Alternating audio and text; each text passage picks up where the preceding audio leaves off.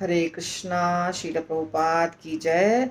राधा कुंज बिहारी भगवान, राधा वृंदावन चंद्र भगवान, गौर निताई भगवान, जगन्नाथ बलदेव सुभद्रा सुदर्शन भगवान, बालाजी भगवान की जय। पूर्ववर्ती आचार्य वृंद की जय, वर्तमान आचार्य वृंद की जय, समस्त गौड़ीय भक्त वृंद की जय, समस्त वैष्णव वृंद की जय, श्रील प्रभुपाद की जय। ईशोपनिषद जो एक बहुत ही महत्वपूर्ण उपनिषद है वो अभी हमारे सामने है। तो उसमें पहला ईश स्तुति है, इसके बाद मंत्र आते हैं। ठीक है, तो मंत्र भी हैं कितने, 18 मुझे लगता है। यस, 18 मंत्र हैं और ईश स्तुति को लेके 19 हो जाते हैं। इसके पहले भूमिका है श्रील प्रभुपाद के द्वारा लिखा हुआ जो बहुत महत्वपूर्ण है। तो अगर आप लोग पढ़ेंगे तो बहुत अच्छी बात है, नहीं तो जब मुझे मौका मिलेगा मैं भूमिका भी बता दूंगी, कहीं और भी बता सकती हूँ। तो आज हम ले रहे हैं पहला नंबर श्लोका जो ईश स्तुति है, जो ईशोपनिषद का मंत्र नहीं है, ईश स्तुति है। ओम पूर्णमदः पूर्णमिदं पूर्णात् पूर्णमुदच्यते पूर्णस्य पूर्णमादाय पूर्णमेव अवशिष्यते। ये है श्लोक। इसका अर्थ है भगवान पूर्ण हैं और चूंकि वे पूरी तरह अखंड हैं, अतएव उनके सारे उद्भव तथा यह व्यवहार जगत पूर्ण के रूप में परिपूर्ण है। पूर्ण से जो कुछ उत्पन्न होता है वह भी अपने में पूर्ण होता है।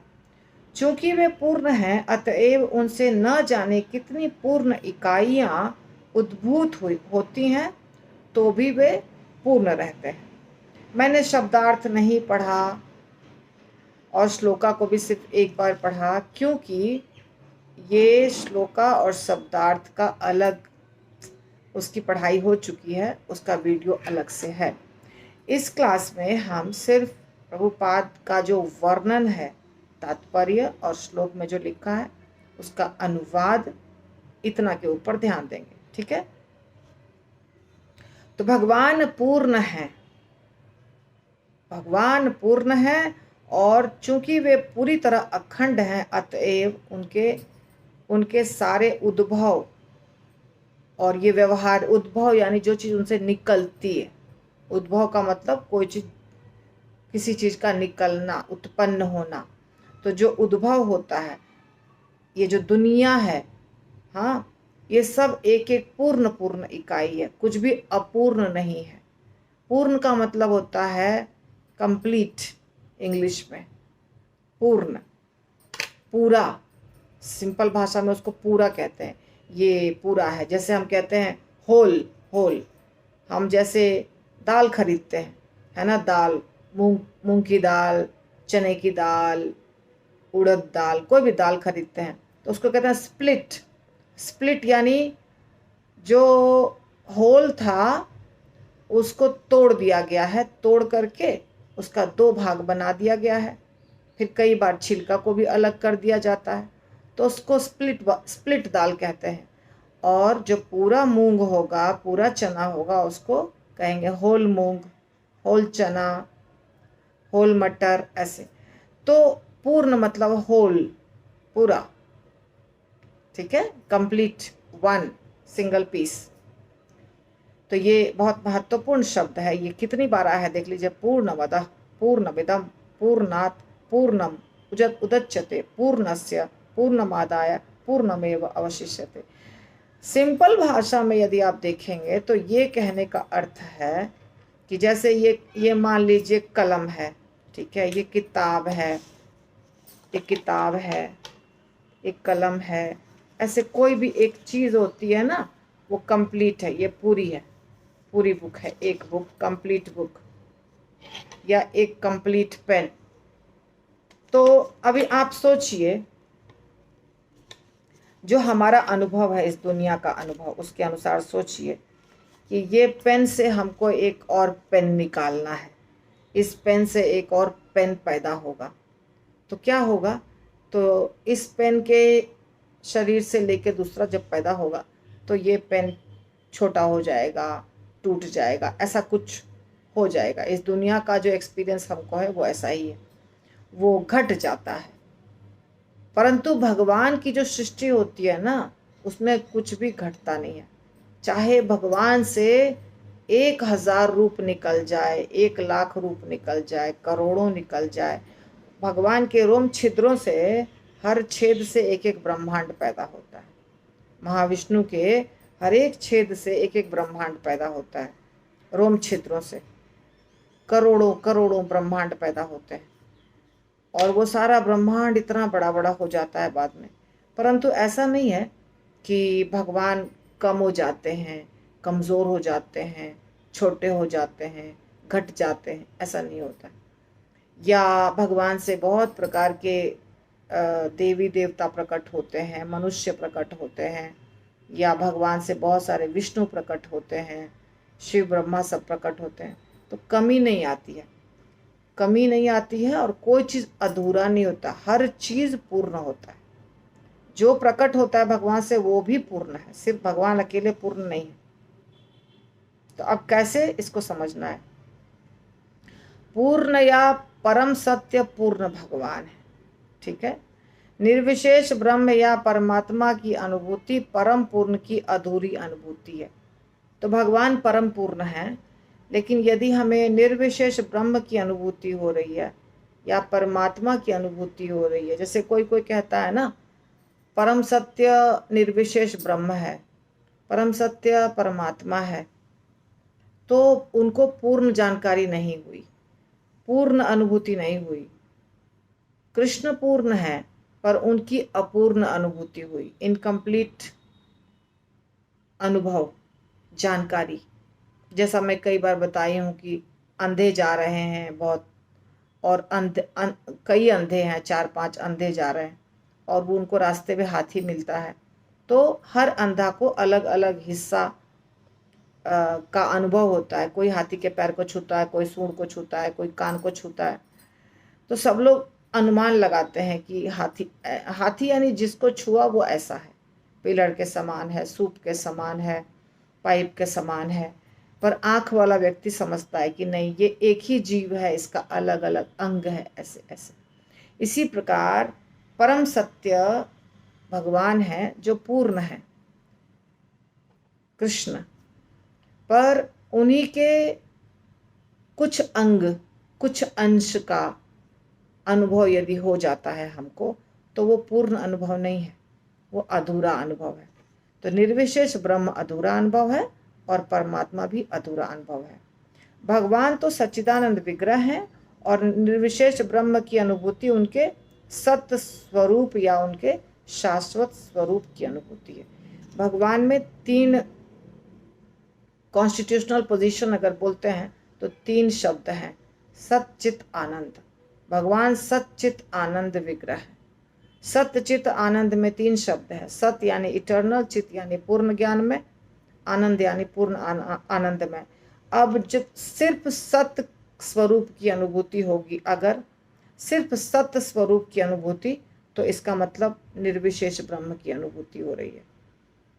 अब चित्त और ज्ञान की अनुभूति नहीं हुई, केवल अनुभूति हुई सत्य की, बस सत्य स्वरूप की। भगवान सच्चिदानंद हैं, पर हमें अनुभूति हो रही है सिर्फ सत्य स्वरूप की, चित्त स्वरूप और आनंद स्वरूप की अनुभूति नहीं हुई। तो सिर्फ सत्य स्वरूप की जब अनुभूति होती है तो वो हो जाता है निर्विशेष ब्रह्म। जब चित्त स्वरूप की अनुभूति होती है तो सत्य और चित्त दोनों की होती है। तो सत्य और चित्त दोनों की अनुभूति होती है जब, तो वो परमात्मा हो जाता है। मतलब परमात्मा जो अनुभव है वो भगवान के सत्य और चित्त 2 स्वरूपों की अनुभूति है। जिसको चित्त की अनुभूति है वो होती है, उसको सत्य की होती ही है। तो सत्य और चित्त 2 स्वरूप की अनुभूति जब हो जाती है तो उसको परमात्मा का ज्ञान होता है। और जब भगवान का किसी को ज्ञान हुआ है, इसका मतलब उसको तीनों स्वरूपों की अनुभूति ये हुई है, सत्य, चित और आनंद, 3 स्वरूप की अनुभूति होती है, तब वो भगवान को जानता है। तो भगवान की अनुभूति जो है वो सारे दिव्य स्वरूप सच्चित आनंद, देख लिया हमने। सत्य की अनुभूति होती, सत स्वरूप की अनुभूति है ब्रह्म ज्योति, सच्चित दोनों सच्चित की अनुभूति होती है परमात्मा, और सच्चित आनंद की अनुभूति होती है पूर्ण विग्रह, पूर्ण भगवान कृष्ण का की अनुभूति। ठीक है। इस प्रकार परम सत्य रूप विहीन नहीं है, परम सत्य का आकार है, रूप है। यदि वह रूप विहीन होता तो वह अपनी सृष्टि से किसी भी तरह घटकर होता, तो वह पूर्ण नहीं हो सकता था। परम पूर्ण में हमारे अनुभव के भीतर तथा बाहर की प्रत्येक वस्तु होनी चाहिए, अन्यथा वह पूर्ण नहीं हो सकता। तो भगवान जो है वो रूप विहीन नहीं है, भगवान का रूप है। हमारा रूप है तो भगवान का भी रूप होगा ना। कोई चीज़ अगर हमारे पास है, इस दुनिया में है, तो अवश्य जहाँ से वो पैदा हुआ है उसमें तो होगा ही, तभी तो यहाँ है। देखिए, यदि आप कहते हैं कि पिता, प्रभुपाद एग्जाम्पल देते हैं, आप किसी के पिता को देखते हैं, पुत्र को देखते हैं, ठीक है, और पुत्र जो है वो एकदम काला, पूरा काला कलूटा, मोटी मोटी नाक, कर्ली बाल, एकदम कर्ली बाल है, लंबा चौड़ा। तो आपको क्या समझ में आएगा? इसके पिता निग्रो होंगे, ये निग्रो का बेटा होगा, है ना। और यदि किसी बच्चे को देखते एकदम सुनहरे सुनहरे बाल हैं, एकदम गोरा चिट्टा पिंक है, सॉफ्ट सॉफ्ट सब कुछ है, तो समझते हैं ओ ये अमेरिकन या इंग्लिश का बच्चा होगा। यानी कि बच्चे के रंग रूप आकार हर चीज को देख के आपको समझ में आता है कि इसके पिता ऐसे ही होंगे, पिता माता ऐसे होंगे, तभी बच्चा ऐसा हुआ है। इसी प्रकार यदि हमारे अंदर कोई चीज है, हमारे अंदर रूप है, रंग है, बुद्धि है, तो सब कुछ भगवान में होना चाहिए, क्योंकि हम भगवान की संतान हैं। भगवान में नहीं है तो फिर हमारे में कहाँ से आ गया? संतान में नहीं आ सकता है ना, जो चीज पिता माता में नहीं है। तो इसीलिए भगवान में तो रूप है। सृष्टि जो हुई है, भगवान की जो सृष्टि हुई है, वो सृष्टि से कम नहीं हो सकते हैं भगवान। सृष्टि में सब, अगर भगवान का रूप नहीं है इसका मतलब सृष्टि से घट कर है। सृष्टि में तो रूप है, ये सारी जो सृष्टि है उस सब में आकार है, और ये आकार भगवान में नहीं है, ऐसे कैसे हो सकता है? या परम सत्य में नहीं है। ओके। परम पूर्ण भगवान में अनंत शक्तियां होती हैं और वे सब की सब उन्हीं के समान पूर्ण होती हैं। इस तरह यह दृश्य भौतिक जगत भी अपने में पूर्ण है। ठीक है। ये जो भी चीज यहाँ दिखाई दे रहा है इस दुनिया में, सब पूर्ण है, कुछ कंप्लीट नहीं है, कुछ इनकम्प्लीट नहीं है। यह भौतिक ब्रह्मांड जिन 24 तत्वों का अस्थायी प्राकट्य है, वे इस तरह व्यवस्थित है कि इस ब्रह्मांड के पालन तथा भरण के लिए आवश्यक प्रत्येक वस्तु उत्पन्न कर सके। इस दुनिया में भगवान ने जो दिया है, 24 तत्व दिए हैं, 24 तत्व। अभी 24 तत्व का वर्णन मैं नहीं कर सकती हूँ यहाँ पे, क्योंकि बहुत बड़ा भी हो जाएगा और लिस्ट भी नहीं है मेरे पास। बता सकती हूँ, लेकिन फिर भी मुझे पक्का बताना है आपको, एकदम समझा करके। तो उसके लिए हम अभी आपको नहीं बताएंगे। मोटा मोटी तौर पे आप जानते हैं 24 तत्व का ज्ञान, और श्रीमद् भागवतम में आया है, सब जगह आया है 24 तत्व। तो 24 तत्व जो है इस दुनिया में, वो इसीलिए है कि इस दुनिया को अच्छे से चलाने के लिए उन चीज़ों की ज़रूरत है। तो इस दुनिया को चलाने के लिए यहाँ जो जीव हैं, हम सब जो हैं प्राणी, उस सब को जीवित रखने के लिए या सरवाइव करने के लिए जिन जिन चीज़ों की आवश्यकता है वो सब चीज़ भगवान देती है। कहीं कुछ छोड़ा नहीं है भगवान ने। ब्रह्मांड का पालन करने के लिए किसी अन्य इकाई को बाह्य प्रयास करने की आवश्यकता नहीं है। ब्रह्मांड के अंदर ही सब कुछ है, ब्रह्मांड के अंदर ही सारी चीजें हैं, जिससे ब्रह्मांड के अंदर जितने जीवात्मा हैं वो आराम से सरवाइव कर सकते हैं। ब्रह्मांड अपने निजी काल माप के अनुसार कार्य करता है। जो पूर्ण की शक्ति द्वारा स्थिर है, और जब यह काल अवधि पूरी हो जाएगी तो यह क्षणिक अभिव्यक्ति पूर्ण की पूर्ण व्यवस्था से भी नष्ट हो जाती है। तो भगवान पैदा किए हैं ब्रह्मांड को, और ब्रह्मांड के अंदर चूंकि भगवान, हमने आपको बताया पहले ही, जो प्रभुपाद लिख रहे हैं कि भगवान पूर्ण है, तो भगवान से निकलने वाला सब कुछ पूर्ण होता है। तो उसी को समझा रहे हैं प्रभुपाद कि भगवान से ब्रह्मांड निकला है, तो ब्रह्मांड को जीवित रहने के लिए, ब्रह्मांड के अंदर हम सब जो प्राणी हैं, हमको भी जीवित रहने के लिए जितने चीजों की आवश्यकता है वो सब इसके अंदर है। ऐसा नहीं है कि अरे ब्रह्मांड तो पैदा कर दिया भगवान ने, पर ब्रह्मांड को चलाने के लिए नहीं है। जैसे आजकल के ज़माने में पिता पुत्र को जन्म देता है, पुत्री को जन्म देता है। कई बार पिता के पास पैसा नहीं होता है, तो माता गुस्से में बोलती है कि यदि बच्चे का पालन पोषण नहीं करना था तो पैदा क्यों किया। ऐसा ये कॉमन डायलॉग है। ये क्या मैं अपने मायके से लेके आई हूँ? इतने सारे जो बच्चे हैं, ये आपने पैदा किया तो आपको इसका पालन करना होगा, ये आपकी जिम्मेदारी है। और सही बात भी है। तो कई बार पिता, बच्चे हो जाते हैं पर पिता कमाता नहीं है, पैसे नहीं है, मैनेजमेंट नहीं आता है ठीक से करने, और परेशान हो जाता है, क्योंकि वो अपूर्ण है। वो जो व्यक्ति है वो अपूर्ण है। अपूर्ण क्यों है? भगवान ने उसको अपूर्ण नहीं बनाया है, पर वो कार्य करना नहीं चाहता है। अगर कार्य करना चाहेगा तो इस दुनिया में हर चीज है जो खाने पीने के लिए जरूरी है, हर चीज व्यवस्था है। पर भगवान पूर्ण है, और भगवान बनाए भी हैं सबको पूर्ण। तो इस ब्रह्मांड को चलाने के लिए बाहर से किसी को आने की आवश्यकता नहीं है, और बाहर से कोई कार्य करने की आवश्यकता नहीं है। ब्रह्मांड के अंदर हर चीज पूरी।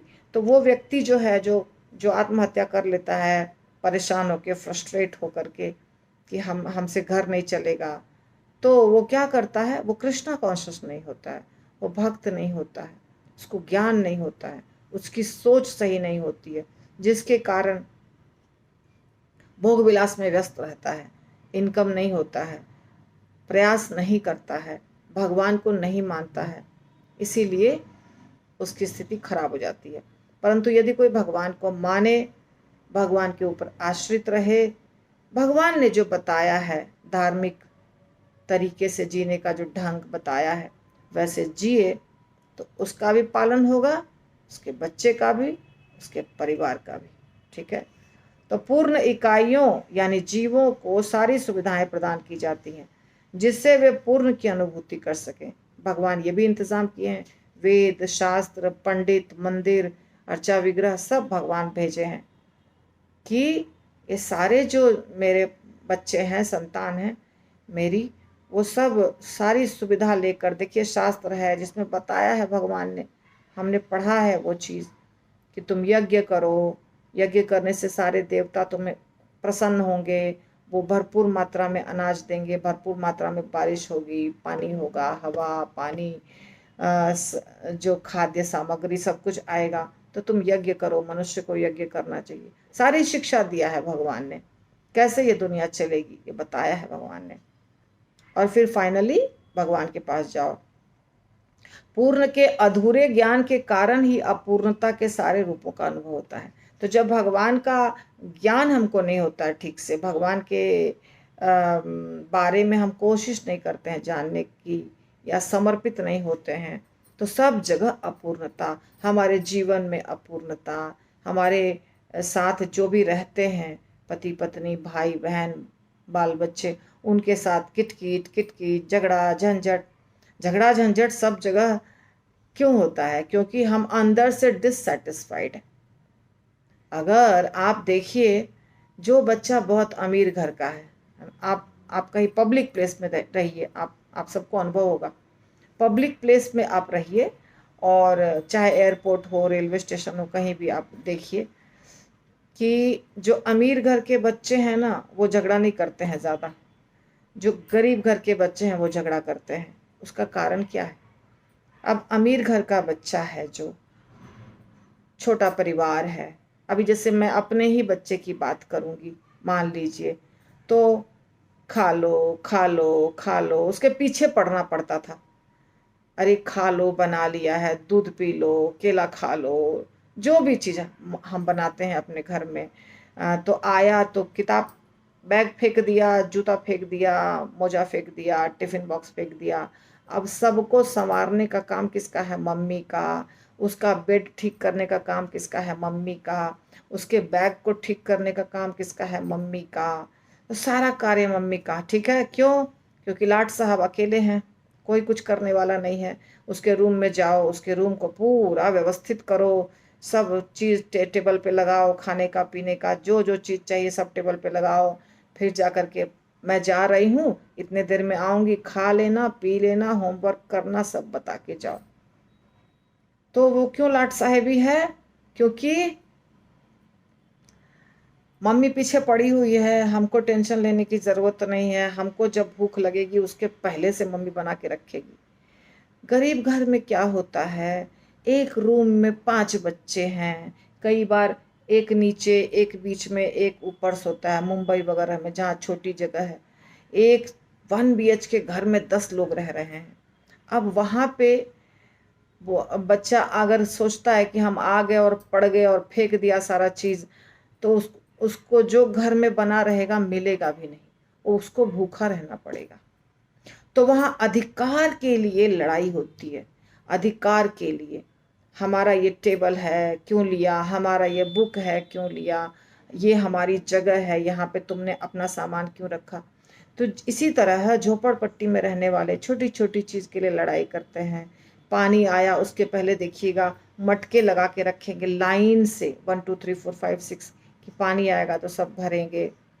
हर चीज़ में तंगी होती है, हर जगह स्ट्रगल फॉर एग्जिस्टेंस होता है, उनको बहुत स्ट्रगल करना पड़ता है। इसीलिए वो उनकी उनकी आदत हो जाती है झगड़ा करना, अधिकार मांगना, लड़ाई करना। और जो अमीर घर के बच्चे होते हैं वो न लड़ाई करेंगे न झगड़ा करेंगे। किसी से कुछ सामान खरीदेंगे, उसको 50 रुपये टिप में दे देंगे, उधर दे देंगे पैसा, उधर पैसा दे देंगे। क्यों? क्योंकि उनके पास बहुत ज़्यादा है। तो क्या होता है कि हम कहाँ से ये स्टार्ट किए थे, ये शुरू कहाँ से हुआ था कि अपूर्णता का अनुभव होता है ना। तो अपूर्णता का अनुभव हमारे अंदर होता है जब, तो बाहर से भी हम चाव चाव चाव चाव किटकिट किटकिट, लड़ाई झगड़ा चिल्लाना। आपको जहाँ बंगलोज हैं बहुत सारे, वहाँ झगड़ा तो सुनाई नहीं देगा, और झोपड़पट्टी है वहाँ झगड़ा सुनाई देगा। क्यों झूठ सुनाई देता है? इतनी छोटी जगह में इतने सारे लोग रह रहे हैं, तो झगड़ा तो होगा ही। तो ये चीज़ होता है। समस्या कहाँ है? हमें सुविधा नहीं मिल रही है उतनी जितनी हमको चाहिए। अंदर से हम बहुत परेशान हैं। अगर हम अंदर से बहुत परेशान हैं तो बाहर से भी हम परेशानी व्यक्त करेंगे। अंदर से परेशान है तो बाहर से भी हम बताएंगे लोगों को, चिल्लाएंगे लोगों के ऊपर। और अगर अंदर से शांत हैं तो बाहर से भी हम शांति दिखाई देंगे। ठीक है ना। तो कहने का मतलब अंदर अपूर्णता है। और इसका कारण क्या है? ये बात सच है कि आप कहेंगे कि अरे वो गरीब घर में जन्म लिया, ठीक है, गरीब घर में जन्म लिया है, वो तो अपने कर्म के अनुसार हो ही गई एक बात, वो तो सच है अगर शास्त्रों को मानते हैं तो। पर उसके बाद भी हमको धार्मिक ग्रंथ, मंदिर, पंडित, सब कुछ। एक बच्चा है अयोध्या का जो बहुत छोटा है, मुझे लगता है 8-10 साल का बच्चा होगा, उससे बड़ा नहीं होगा। उसको कितना ज्ञान है, इतना ज्ञान है, वायरल हो गया है वो बच्चा। वो जब मंदिर, राम मंदिर बन रहा था उसमें, वो महंत है। इतना छोटा सा बच्चा महंत है और ज्ञान की बातें करता है, बहुत बातें करता है। अच्छा, उस बहुत सारे भाई भाई बहन है, वो 8-10 भाई बहन बताया वो बच्चा। सब सूरत में और कहाँ कहाँ जाके नौकरी कर रहे हैं। पर वो बच्चा हनुमानगढ़ी मंदिर जो है अयोध्या में, वहाँ जाता है और वहाँ के भक्तों के साथ संग करता है, वहाँ के महंत के साथ बात करता है, वहाँ के पुजारी के साथ बात करता है, और इतना सारा ज्ञान प्राप्त किया है और इतना सुंदर बोलता है, सेवा करता है। तो बताइए क्या चीज़ की कमी है उसमें? कोई कमी नहीं है। वो अगर विवाह ना करे और पूरा जीवन सेवा करे, भगवान की, हनुमान जी की सेवा करे, क्या उसको कोई कमी होगी जीवन में? खाने की, पीने की, रहने की, किसी चीज़ की कमी नहीं होगी। कोई भी व्यक्ति झोपड़पट्टी वाला हो या कोई हो, अगर किसी मंदिर में जाके भगवान की सेवा करेगा बिना किसी लोभ के, निस्वार्थ भाव से, सारी पूर्ति उसकी भगवान करेंगे। और सेवा छोड़ दीजिए, अगर हम गृहस्थ भी हैं और हम किसी भी मंदिर में एक रूटीन बनाकर जाते हैं, वहाँ के साधु से, महात्मा से बात करते हैं, तो इतना ज़्यादा ज्ञान प्राप्त होता है। चाहे कोई भी शास्त्र से बोले, वो रामायण से बोले, वेदों से बोले, पुराण से बोले, भगवत गीता से बोले, किसी भी जगह से बोले, या फिर आप दूसरे भी धर्म को लीजिए, वहाँ भी अगर अच्छा गुरु है तो वहाँ भी जो शास्त्र हैं उससे बोले, तो उसका जहाँ रहता है वहाँ रह के भी जीवन सुधर जाएगा। तो मेन चीज़ है अंदर में अशांति। अंदर में अशांति होने के कारण सारी समस्या होती है, और अंदर में अशांति होने का कारण है भगवान के बारे में ज्ञान प्राप्त नहीं है, हमारे अपने बारे में ज्ञान प्राप्त नहीं है। मैं कौन हूँ पता नहीं है, भगवान कौन है पता नहीं है, संबंध क्या है हमारा भगवान के साथ पता नहीं है, मृत्यु जन्म का चक्र पता नहीं है। तो इसीलिए लड़ाई झगड़ा मार पीट सारे समस्या की जड़ यही है और कुछ नहीं। मनुष्य जीवन जीव की चेतना का पूर्ण प्राकट्य है, और यह चेतना जन्म और मृत्यु के चक्र में 84 लाख योनियों से विकसित होने के बाद मिलती है। यदि जीव इस मनुष्य जीवन में, जिसमें पूर्ण चेतना मिली हुई है, पूर्ण के भीतर अपनी पूर्णता की अनुभूति नहीं करता, तो वह पूर्णता की अनुभूति करने का अवसर खो देता है और प्रकृति के नियम के द्वारा पुनः विकास चक्र में डाल दिया जाता है। श्रील प्रभुपाद लिख रहे हैं 84 लाख योनियां हैं, और 84 लाख योनियां यानी सारे योनियों में चक्कर काटते काटते काटते काटते आज मनुष्य शरीर प्राप्त हुआ है हमको।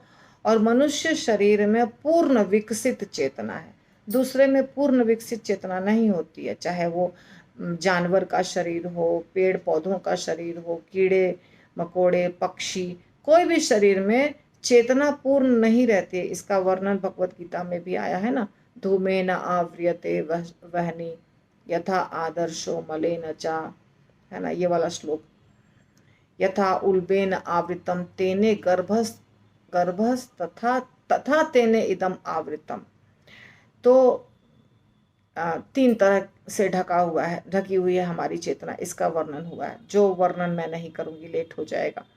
तो हम सिर्फ इतना जानते हैं कि यहाँ प्रभुपाद कह रहे हैं कि आप मनुष्य शरीर में हैं और आपको पूर्ण चेतना प्राप्त हुई है।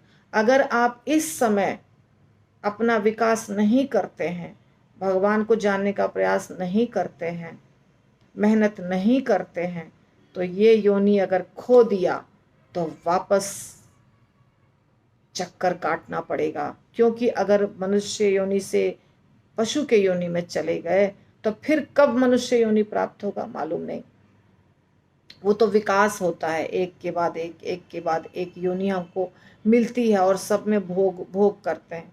तो इसीलिए मनुष्य योनि में पूर्ण रूप से ज्ञान प्राप्त हो सकता है, भगवत धाम जा सकते हैं, हर चीज़ संभव है इसी योनि में, क्योंकि ये पूर्ण विकसित योनि है। भगवान जैसे हैं वैसा ही शरीर हमको दिया है। यहाँ पे केवल तत्व नहीं है वो वाला, ये तत्व जो है ये पंच महाभूत का है, और भगवान का जो तत्व है वो है सच्चिदानंद। लेकिन डिज़ाइन जो है, कंस्ट्रक्शन जो है सेम है, उनके भी ऐसे ही हाथ पैर आँख कान नाक सेम डिज़ाइन बना के दिया है।